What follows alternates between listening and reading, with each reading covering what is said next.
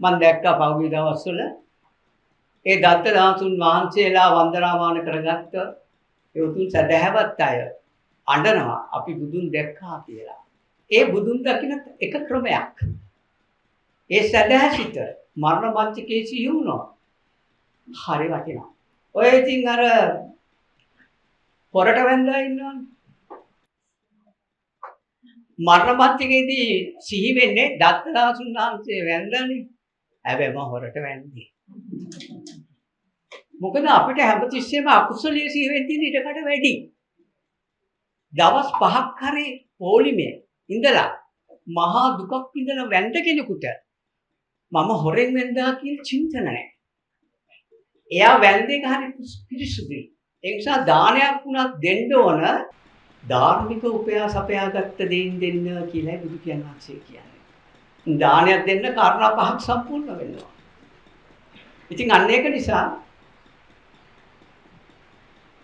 ධාතුන් වහන්සේ වන්දනා කිරීමත් ලේසි පහසු කටයුත්තක් නෙවෙයි.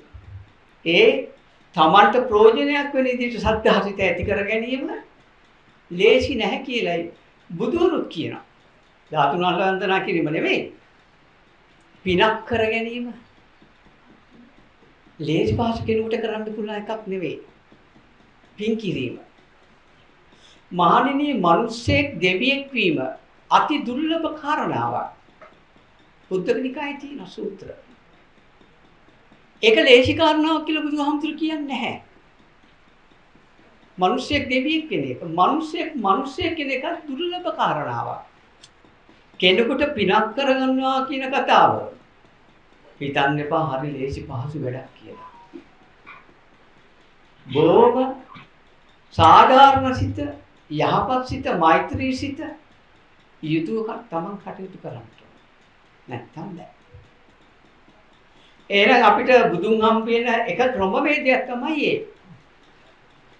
හැබැයි ඒ ක්‍රමවේදයට කියනවා අමූලික සද්ධා. ඒ සද්ධාවට කියනවා අමූලික සද්ධා කියලා. මොහොසහගතයි. නේද?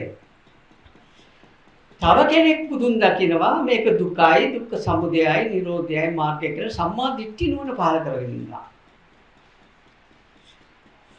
ඒ සම්මා දිට්ඨි හතර කාරණා හතර යම් කෙනෙකුට හම්බ වෙනවා නම් අන්න එයත් බුදුන් දකිනවා.